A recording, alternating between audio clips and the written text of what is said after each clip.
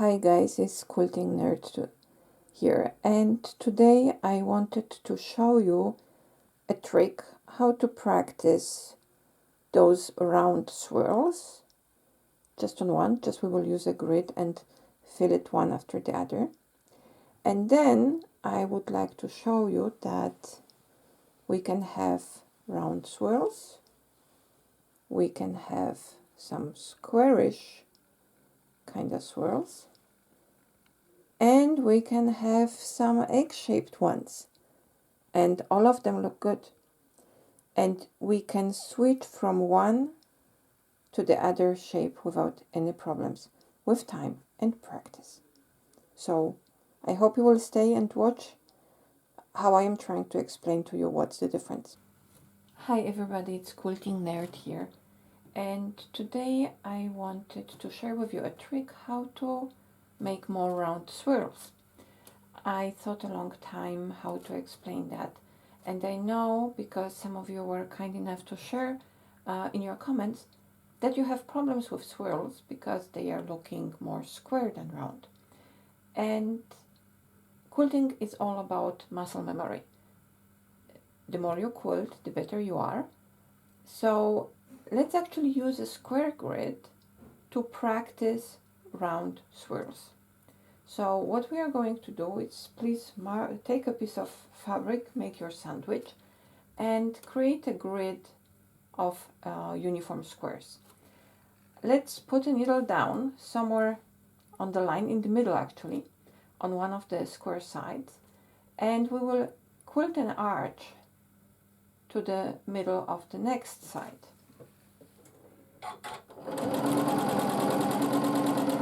Like this. And then we will quilt another one. And another one, till we will get close to this one. Now if we want to quilt a swirl, then we go inside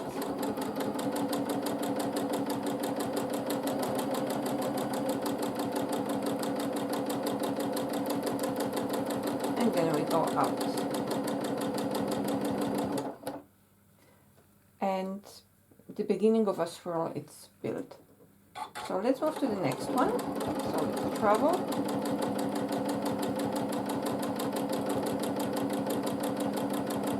Now we are in the middle of our side, and let's make those arches. It's like cutting corners on a square.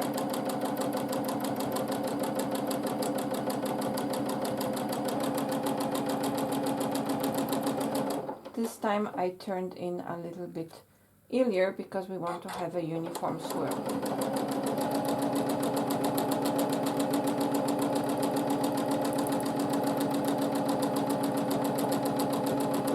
Now it's more about getting them round than swirl use with echoes. It's just about this first movement.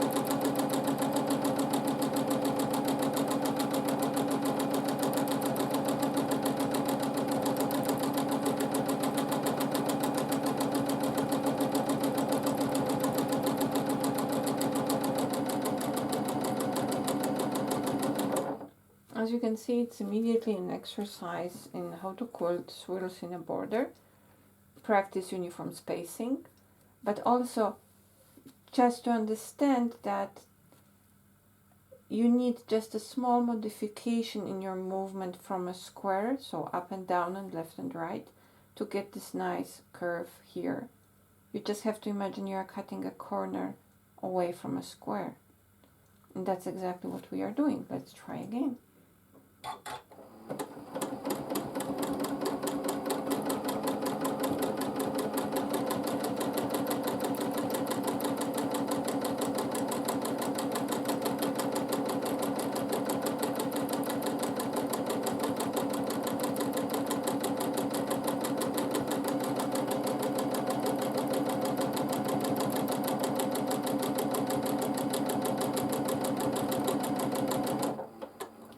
when you have this square grid in the background, you will immediately see what kind of art you have to get to have this nice roundness impression.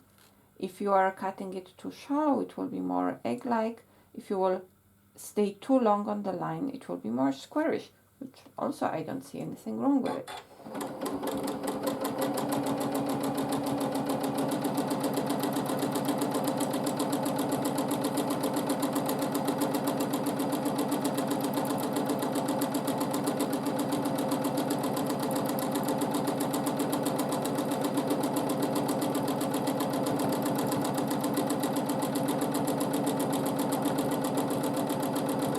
Now let's change direction again.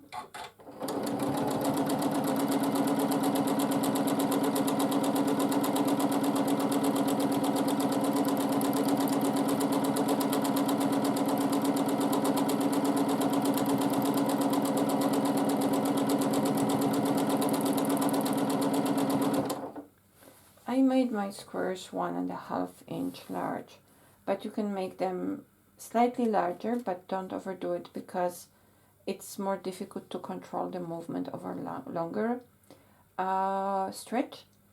You can make them smaller and then practice more tighter swirls. So the choice is yours, but this one is nice size that will kind of stays in between.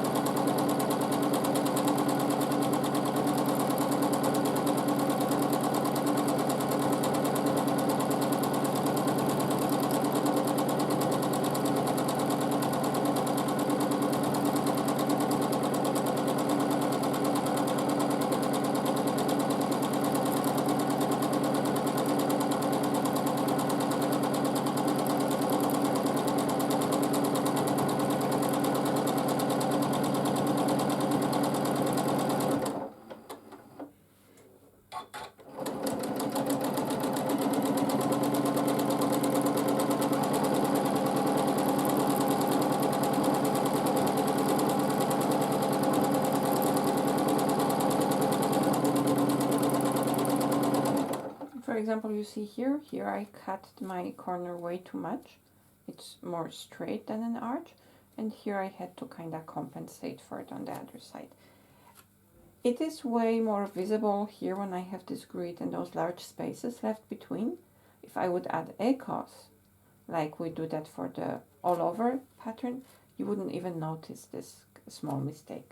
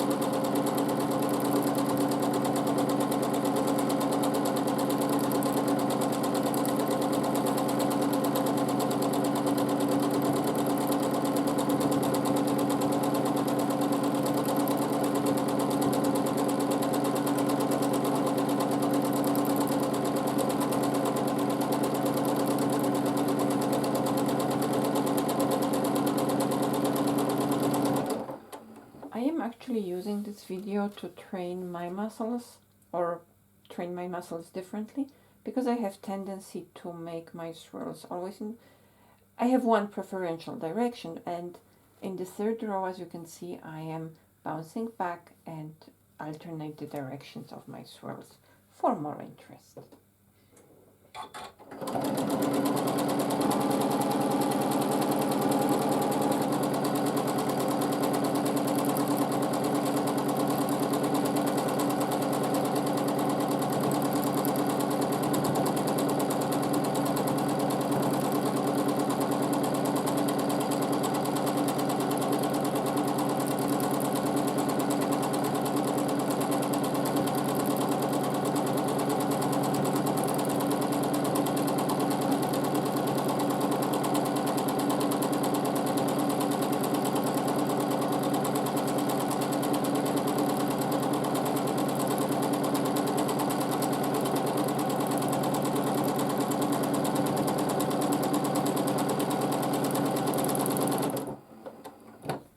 So now let's try it without any grid.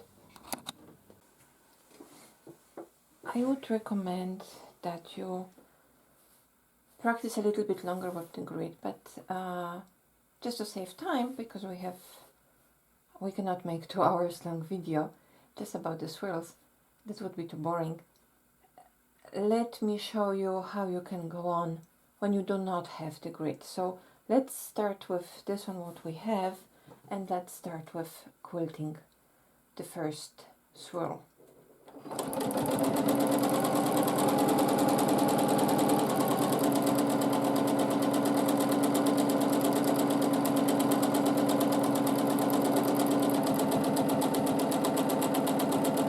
Now I don't have the grid to aim for, so I can simply go around with a slight echo, and I can immediately go into another swirl, or I can go back here and bounce and go here.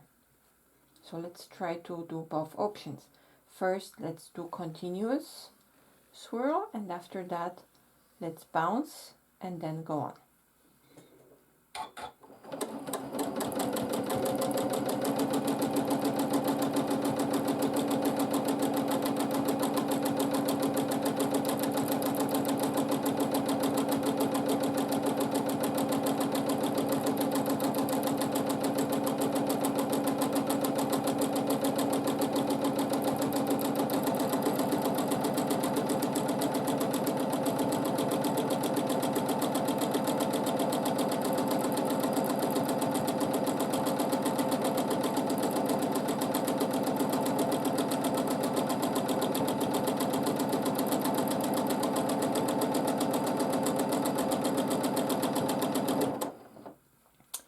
The difference is that if I just continue, I will have swirl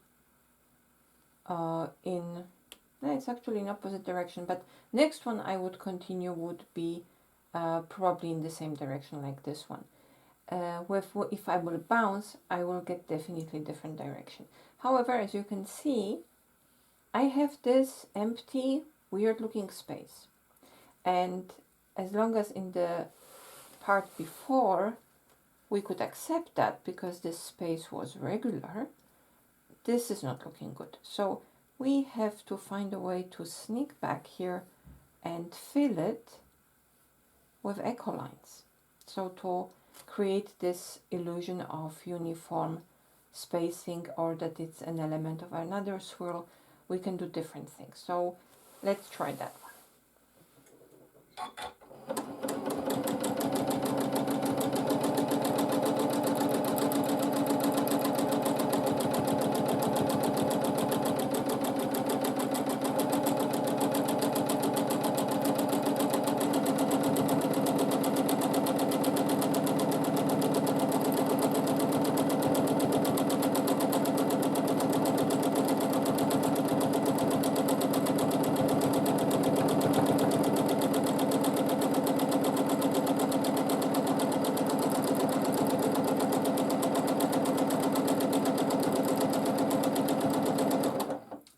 here for a moment. And as you can see, here I didn't start just directly into a swirl. First I quilted a line that is actually an echo of the previous swirl. And that's what creates this kind of unfolding effect.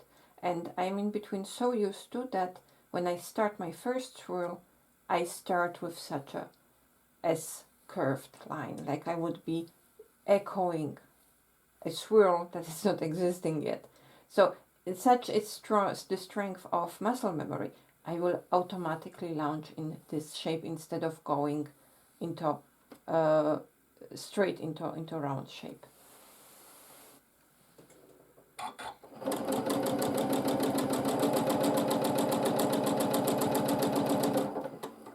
Here I can either go directly into another swirl again, or I can first follow the previous line, go back, and then follow. And that will give me this little bit hook effect. So follow the previous, so I am echoing the previous swirl, going back with an echo, and going on.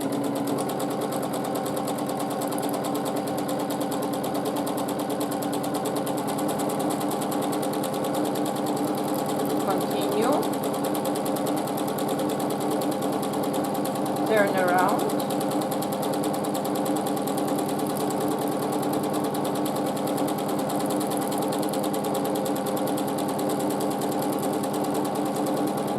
and here I could bounce back, but first I immediately can see I will have a space left between those two.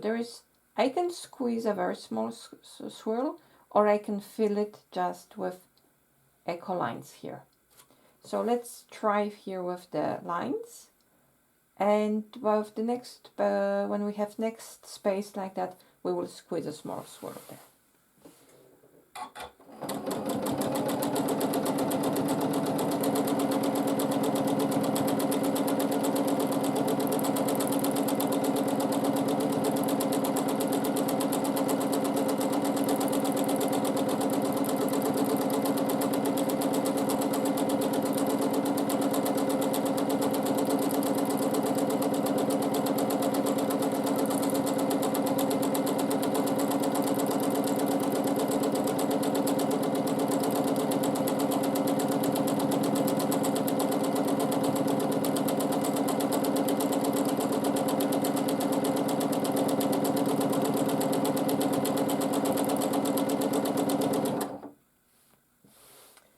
And now we see already this nice texture appearing, everything is nicely covered. Now what happens if my swirls are a little bit more square or egg-shaped than round ones? If it's such a big deal actually.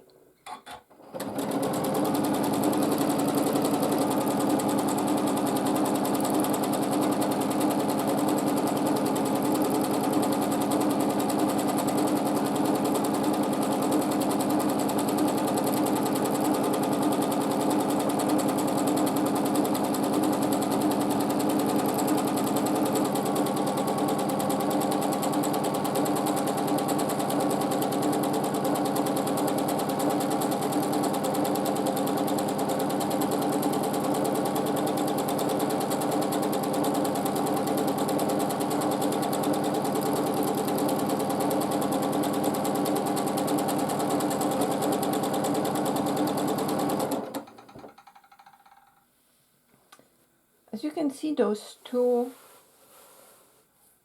they're a little bit more square than round, but yes, they look different in shape, but it looks good. You can actually feel much better space with such squarish swirls, and it's not a problem because it's simply different kind of texture. And sometimes if you're not that far yet that you're getting this curve so nice and round, you can stay with your a little bit more square one and just have a different look. And that's fine. As long as the space is covered, it's perfectly fine.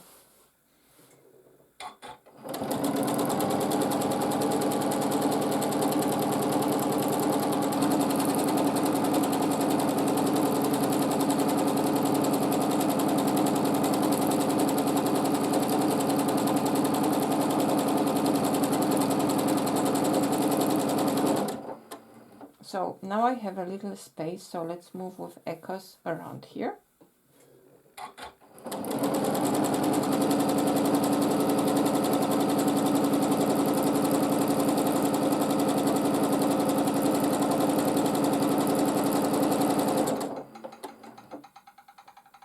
And let's see how this will look like if I have more egg-like shaped swirls.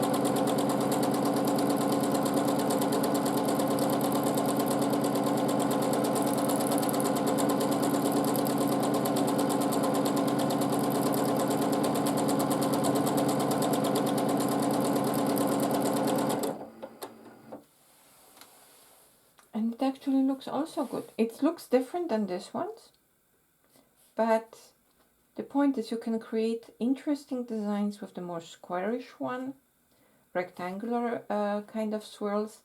You can use the oval shape. I think as long as you try to stay consistent, it will look good. And the shape you want to have will come to you the moment you understand your machine and how your movement translates on the pattern that you have. In other words, the more you will quilt, the more you will understand the shape that you quilt, and the better you can control it. So better it will translate from your visualization onto your fabric. So be nice to yourself. That's the first point. Don't expect, if you're a beginner, don't expect that you will be able immediately quilt this what you have in your head, especially if you've seen it on YouTube or Instagram. Those things are perfect and filtered and photographed from special angle. I know I did it. Because sometimes I want to catch this very special texture. It's not cheating, simply things look different from different point of view. So if you're quilting a swirl that is more like an egg, that's fine, because it also looks interesting and it will look nice, and you can play with the size and see how it looks like and change proportions till you will hit the perfect round shape. And then you will have fun and you will understand way more about the movement.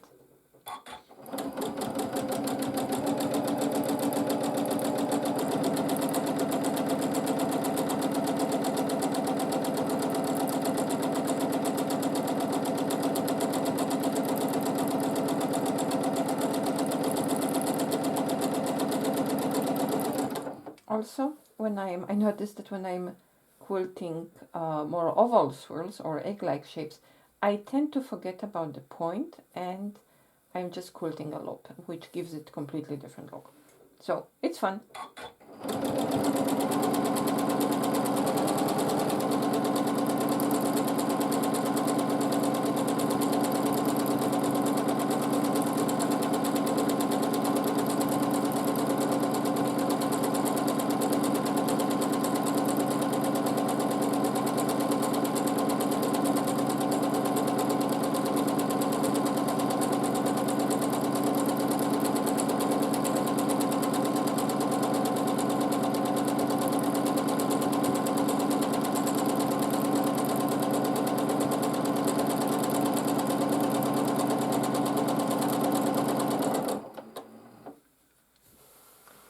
regardless of the shape that you have, it is good to remember to quilt with a plan. So avoid creating empty spaces that are not quilted. And if you will take a look at this quilt, what you will see is actually fun design where I have round swirls, I have square swirls, and I have a little bit more oval shaped, egg shaped, and it looks good. So I could stay with any of those and I would create a nice texture. So practice, try to understand how your movement influences the shape that you have.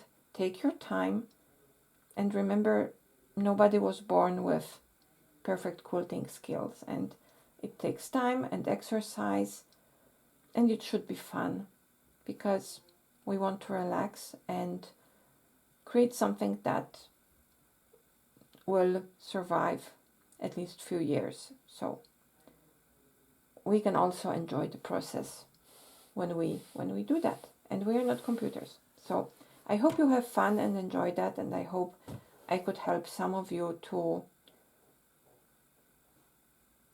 stay motivated and try to appreciate your own input into the quilting patterns. Have a good one.